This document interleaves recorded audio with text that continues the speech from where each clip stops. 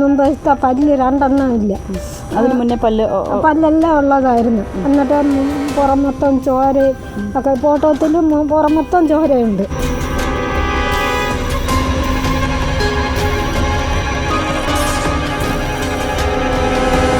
Postmortem റിപ്പോർട്ടിലടക്കം കൊലപാതകമെന്ന് തന്നെ പ്രാഥമിക ദൃഷ്ടിയിലുണ്ടായിരുന്നു. പക്ഷേ പോസ്റ്റ്മോർട്ടം കഴിഞ്ഞ് പോലീസ് സ്റ്റേഷനിലേക്ക് ഈ പരാതി എത്തിയപ്പോൾ എങ്ങനെയാണ് അന്വേഷണ ഉദ്യോഗസ്ഥൻ ഇത് വാഴയ്ക്ക് ഒതകൊടുത്തിരുന്ന കഴ വീണ് മരിച്ചതാണെന്ന് റിപ്പോർട്ട് വന്നത്? ഇതാണ് ചോദ്യം. എല്ലാവർക്കും വനിതാ ദിന ആശംസകൾ. ഈ വനിതാ ദിനത്തിൽ രാജ്യമൊന്നാകെ വനിതകളെ ആദരിക്കുമ്പോൾ, വനിതകളിലെ പ്രതിഭകളെ മാറ്റുരയ്ക്കുമ്പോൾ ഞങ്ങൾ എത്തിയിരിക്കുന്നത് കൊല്ലം ജില്ലയിലെ അഞ്ചലിലാണ്. ഇവിടെ ഒരു വനിതയുണ്ട്, ഒരമ്മയുണ്ട്. കഴിഞ്ഞ 14 വർഷമായി തൻ്റെ ഭർത്താവിൻ്റെ മരണത്തിന് കാരണക്കാരായവരെ കാത്തിരിക്കുന്ന ഒരമ്മ, നീതിക്ക് വേണ്ടി ഏതറ്റം വരെ പോകുമെന്ന് കാത്തിരിക്കുന്ന ഒരമ്മ. ആ അമ്മയുടെ കഥ ഇങ്ങനെയാണ്. 14 വർഷം മുൻപാണ് എനിക്ക് പിന്നിൽ കാണുന്ന ആ മുകളിൽ കാണുന്ന വീട്ടിൽ ഏകദേശം 50 വയസ്സിനകത്ത് പ്രായമുള്ള തങ്കപ്പൻ എന്നാൾ മരണപ്പെട്ടത്. പ്രഥമ ദൃഷ്ടിയിൽ പോസ്റ്റ്മോർട്ടം റിപ്പോർട്ടിലടക്കം വന്നത് ഇതൊരു കൊലപാതകം തന്നെയാണെന്നാണ്. കാരണം ദേഹമാസകലം 13-ലധികം മുറിവുകൾ, മുൻവശത്തെ പല്ലുകൾ നഷ്ടപ്പെട്ടിരുന്നു. അദ്ദേഹം മരിച്ചു കിടക്കുന്നത് ഒരു പുരയിടത്തിലായിരുന്നു. അദ്ദേഹം തന്നെ പാട്ടത്തിനെടുത്ത ഒരു വസ്തുവിലായിരുന്നു മരണപ്പെട്ടിരുന്നത്. പോസ്റ്റ്മോർട്ടം റിപ്പോർട്ടിലടക്കം ഇതൊരു കൊലപാതകമാണെന്ന് പ്രഥമ ദൃഷ്ടിയിൽ തന്നെ റിപ്പോർട്ട് വന്നു. പക്ഷേ പോലീസിൻ്റെ FIR വന്നപ്പോൾ അതിൽ കഥയാകെ മാറി. വാഴയ്ക്ക് ഒതകൊടുത്തിരുന്ന തടി വീണ് മരണപ്പെട്ടുവെന്നാണ് റിപ്പോർട്ട്. വാഴയ്ക്ക് ഒതകൊടുത്തിരുന്ന തടി വീണ് ഒരാൾ മരണപ്പെടുന്നത് എങ്ങനെയാണ്? നമുക്കറിയാം വാഴ എന്തായിരിക്കുമെന്ന്, വാഴയ്ക്ക് ഒതകൊടുക്കുന്ന തടിയുടെ ഭാരമൊക്കെ തന്നെ നമുക്കറിയാവുന്നതാണ്. പക്ഷേ എങ്ങനെയാണ് ഇതൊരു കൊലപാതകം എന്നുള്ളത് മാറി വാഴയുടെ ഒത വീണ് മരണപ്പെട്ടു എന്നുള്ളത്? ഈ റിപ്പോർട്ടിലേക്കാണ് നാം പോകുന്നത്.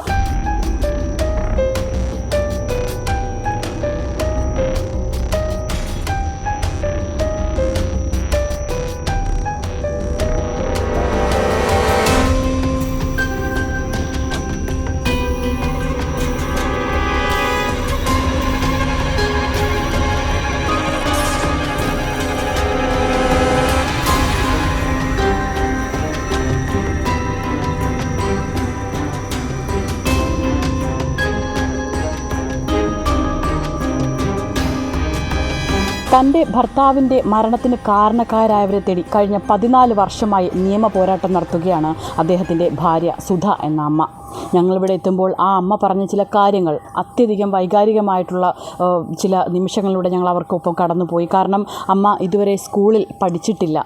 അമ്മ ഇതുവരെ എഴുത്തും വായനയും അമ്മയ്ക്ക് അറിയില്ല. അമ്മയോട് പറയുന്നത് മാത്രമാണ് കേൾക്കുന്നത്, മനസ്സിലാക്കുന്നത്. അല്ലാതെ എന്താണ് നടക്കുന്നതെന്നൊന്നും അറിയില്ല. പക്ഷേ സ്വന്തം ഭർത്താവിൻ്റെ ആത്മാവിന് നീതി ലഭിക്കാൻ ഏതറ്റം വരെയും പോകാൻ തയ്യാറായി നിൽക്കുകയാണ് ഈ അമ്മ. നമുക്ക് അമ്മയെ കാണാം. എൻ്റെ കൂടെയുള്ളത് സുധ എന്ന അമ്മയാണ്. ഈ വനിതാ ദിനത്തിൽ ഞാൻ ഈ അമ്മയെ പ്രത്യേകം തന്നെ പരിചയപ്പെടുത്തുന്നതിന് കാരണം മറ്റൊന്നുമല്ല, കഴിഞ്ഞ 14 വർഷമായി സ്വന്തം ഭർത്താവിൻ്റെ മരണത്തിന് കാരണക്കാരായവർ ആരാണെന്നും അതിന് കാരണക്കാരായവരുടെ ചില കാര്യങ്ങളൊക്കെ മൂടി വെച്ചതൊക്കെ പുറത്തു കൊണ്ടുവരണമെന്നാണ് ഈ അമ്മ പറയുന്നത്. അല്ലേ അമ്മ? അമ്മ ശരിക്കും ആ 14 വർഷം മുമ്പ് എന്താണ് അച്ഛന് സംഭവിച്ചത്? 14 വർഷത്തിനകം സംഭവിച്ചത്, ജോലിക്ക് പോയിക്കൊണ്ടിരുന്നത്, ജോലി ചെയ്തുകൊണ്ടിരുന്നപ്പോഴത്തേക്ക് എന്തോ ചെയ്തെന്ന് വെച്ചാൽ എനിക്കറിയത്തില്ല. എന്നെ അടുത്ത വീട്ടുകാർ വിളിച്ച് പറയുന്നു ഇതുപോലെ വയലിൽ കിടക്കുന്നു എന്ന് പറഞ്ഞ്, മരിച്ചു കിടക്കുകയെന്ന് പറഞ്ഞ്. അങ്ങനെ അമ്മ അപ്പോൾ ജോലി സ്ഥലത്തായിരുന്നു? അല്ല, ഞാൻ ആഫീസിൽ ജോലിക്ക് പോയിക്കൊണ്ടിരുന്നത്. എൻ്റെ ആങ്ങളെ വന്ന് എന്നെ വിളിച്ചോണ്ട് വരുന്നു. വിളിച്ച് അവിടെ കൊണ്ടുപോയില്ല, എൻ്റെ വീട്ടിൽ കൊണ്ടുവന്നു. വന്ന് രാത്രി 6 മണിയാകുമ്പോഴാണ് എൻ്റെ വീട്ടിൽ കൊണ്ടുവരുമ്പോഴാണ് ഞാൻ കാണുന്നത്. അന്ന് ചോദിച്ചവൻ പറഞ്ഞ് എനിക്കൊന്നും അറിയത്തില്ല. ആരാണ് പറഞ്ഞത്? അത് ഞങ്ങൾ അടുത്തുള്ളവർ തന്നെ പറഞ്ഞു, എന്തോ ചെയ്തതെന്ന് അറിയത്തില്ലെന്ന് പറഞ്ഞു. അത് കഴിഞ്ഞ് പിന്നെ ആരും എൻ്റെ കൂടെ അങ്ങനെ ചോദിക്കാൻ ചോദിച്ചിട്ടുമില്ല. ഞാൻ അങ്ങോട്ട് ചോദിക്കത്തുമില്ല. അവിടെ കൊല്ലത്തെന്നും പറഞ്ഞ് ആരുടെ അമ്മയുടെ കൂടെ കേസുണ്ടോ എന്ന് ചോദിച്ചാൽ അമ്മ പറയണം ഇല്ലെന്ന് പറയാമെന്ന് അവർ പറഞ്ഞേക്കുന്നത്. എന്ന് വെച്ചാൽ ഇല്ലെന്ന് പറയുമ്പോൾ അവർ പെട്ടെന്ന് കണ്ടുപിടിക്കണമെന്നും പറഞ്ഞ്. അതുകൊണ്ട് ആരും എൻ്റെ കൂടെ ചോദിക്കുമ്പോൾ ഞാൻ പറയും എന്നെ കൊണ്ട് കേസ് നടത്താൻ നിവൃത്തിയില്ല. ഇപ്പോൾ 8 സെൻറ്റുള്ളത് പുതുപോലെ അത് വിറ്റ് എനിക്ക് കേസ് പറയാൻ ഒക്കത്തില്ല. അതുകൊണ്ട് എന്നെ കൊണ്ട് അച്ഛൻ്റെ അടക്കമോ അല്ലെങ്കിൽ മരണവുമായി ബന്ധപ്പെട്ട് അച്ഛൻ ഇവിടെ ബോഡി കൊണ്ടുവരുമ്പോൾ ശരീരത്തിൽ മുറിവുകളോ അങ്ങനെയൊക്കെ കണ്ടിരുന്നോ? മുറിവുണ്ട്. മുമ്പത്തെ പല്ല് 2 ഇല്ല.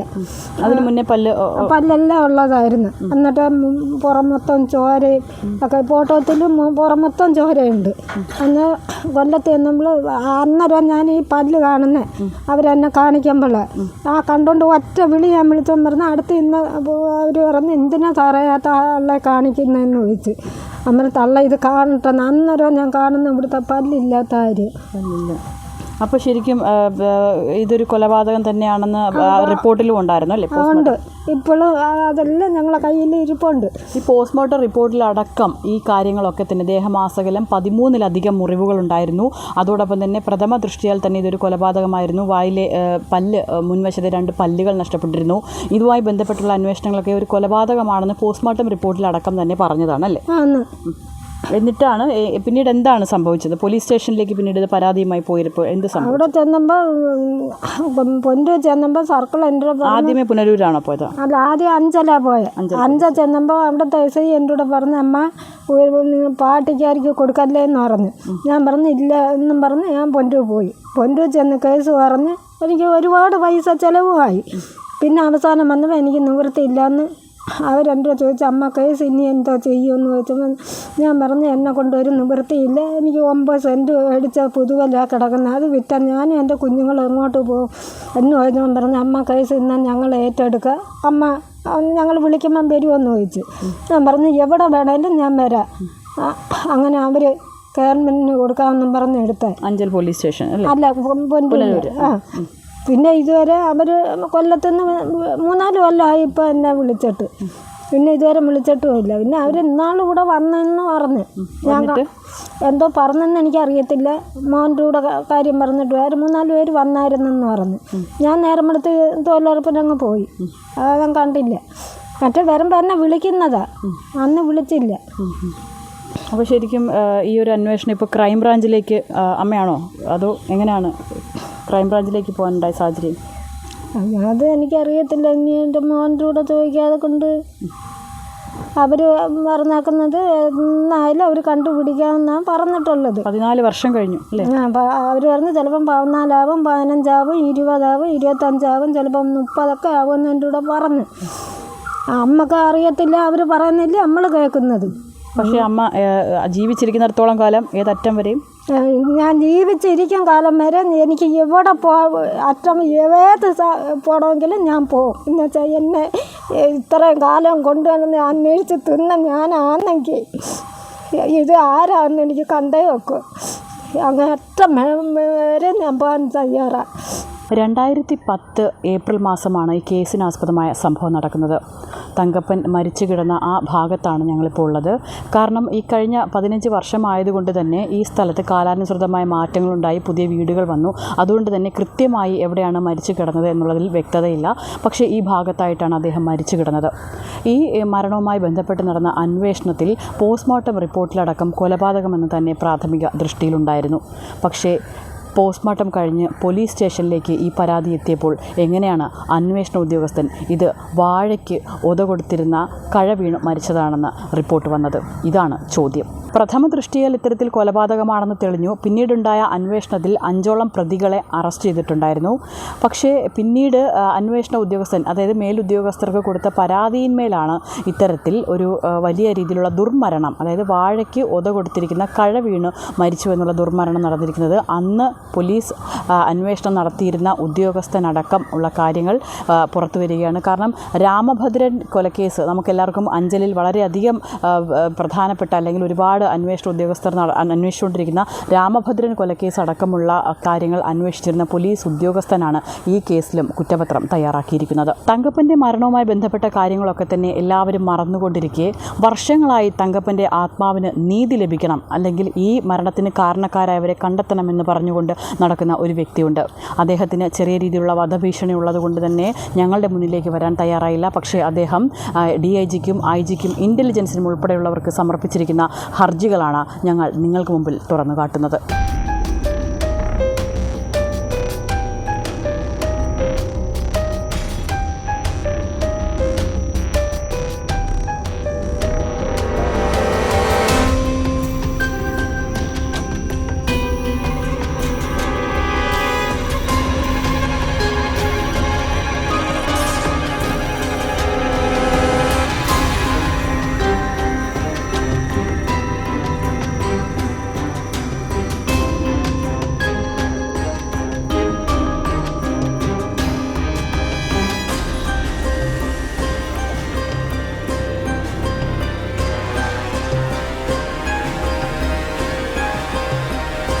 വിഷയത്തിൽ ഞങ്ങൾ അന്വേഷിച്ചപ്പോൾ തങ്കപ്പനെക്കുറിച്ച് നാട്ടുകാർ പറയുന്നത് ചിലതാണ്. തങ്കപ്പനെ ഏറ്റവും അടുത്ത് പരിചയമുള്ള പ്രദേശത്തെ ഒരു കടയിലെ ഒരു ചേട്ടൻ നമ്മളോടൊപ്പമുണ്ട്.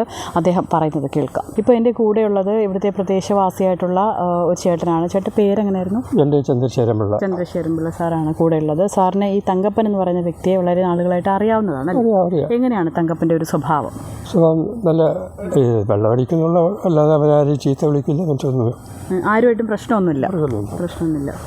ഓക്കെ. അപ്പോൾ ഈ ഒരു വിഷയത്തിൽ തങ്കപ്പൻ ശരിക്കും പറഞ്ഞാൽ മരിച്ചു കിടന്നു എന്ന് പറയുന്നത് നമുക്ക് പിന്നിൽ കാണുന്ന ആ ഒരു വഴിയിലാണ്. അപ്പോൾ നിങ്ങൾ ഈ സംഭവങ്ങളൊക്കെ അറിഞ്ഞ് കഴിഞ്ഞതാണ്. പോസ്റ്റ്മോർട്ടം റിപ്പോർട്ടിലടക്കം പറയുന്നത് അദ്ദേഹത്തിൻ്റെ ഒരു കൊലപാതകമാണെന്നാണ്. പക്ഷേ പിന്നീട് വന്ന അന്വേഷണ ഉദ്യോഗസ്ഥൻ തയ്യാറാക്കിയത് വാഴയ്ക്ക് ഒത കൊടുത്തിരുന്ന തടി സാധ്യത ആണോ? അതെന്താണ് അങ്ങനെ പറയാൻ കാര്യം? കാരണം എന്ന് പറഞ്ഞാൽ ഈ അവിടെ കുറേയധികം വാഴയുണ്ട്. അപ്പോൾ അതിൽ ഈ ഏറ്റിറക്കമാണല്ലേ, ഇവിടെ നിന്നൊരു വലിയ വരമ്പാണ്. വരമ്പിൽ നിന്ന് ഇറങ്ങുമ്പോൾ വരമ്പിൽ നിന്ന് താഴെ വീഴാം. അപ്പോൾ അതിൻ്റെ മുകളിൽ വീണ് കിടന്നതും ഈ മുതലടുത്താണ് വീണ് കിടന്നത്. പിന്നെ മാത്രമല്ല അന്ന് നല്ല ഒരു ഭയങ്കര ഇടിയും വെട്ടി മഴയുമായിരുന്നു. അങ്ങനെയും ഭയങ്കര ഇടിയും മഴയായിരുന്നു. ഓക്കെ. അപ്പോൾ ഇതുമായിട്ട് ബന്ധപ്പെട്ട് കുറച്ച് പ്രതികളെ കസ്റ്റഡിയിൽ 5ഓളം പേരെ കസ്റ്റഡിയിലെടുത്തതായിട്ട് അറിയാൻ കഴിഞ്ഞു. പക്ഷേ പിന്നീട് വന്ന അന്വേഷണ ഉദ്യോഗസ്ഥന് തയ്യാറാക്കിയിരിക്കുന്നത് വാഴയ്ക്ക് ആയിരിക്കാനാണ് സാധ്യത. ഒരു 99% അതായിരിക്കാനാണ് സാധ്യത. കാര്യം വെള്ളം അടിക്കുന്ന ആവശ്യം പോലെ വെള്ളം അടിക്കും. പക്ഷേ നാട്ടുകാരുമായിട്ടൊക്കെ നല്ല സൗഹൃദമാണ്. പ്രത്യേകിച്ച് ശത്രുക്കളൊന്നുമില്ല. ജോലിക്കാരനാണ്. സൗഹൃദത്തിന് കുഴപ്പമൊന്നുമില്ല. ജോലിക്കാർ പ്രത്യേകിച്ച് ശത്രുക്കളൊന്നുമില്ല. ഇല്ല. എല്ലാവരുമായിട്ട് നല്ല സൗഹൃദത്തിലാണ്. തങ്കപ്പൻ്റെ മരണവുമായി ബന്ധപ്പെട്ട ദുരൂഹത ഇനിയും മറനീക്കി പുറത്തു വരേണ്ടതുണ്ട്. കഴിഞ്ഞ 15 വർഷമായി ഈ കുടുംബവും അന്വേഷിക്കുന്നത് ഇത് തന്നെയാണ്. ഞങ്ങളുടെ ചോദ്യവും ഇതാണ്: എങ്ങനെയാണ് വാഴയുടെ ഒത വീണ് ഒരാൾ മരണപ്പെടുന്നത്? ക്യാമറമാൻ അരുൺ സാഗറിനോടൊപ്പം ബിൽവനിത്സൻ, വിസ്മയ ന്യൂസ്.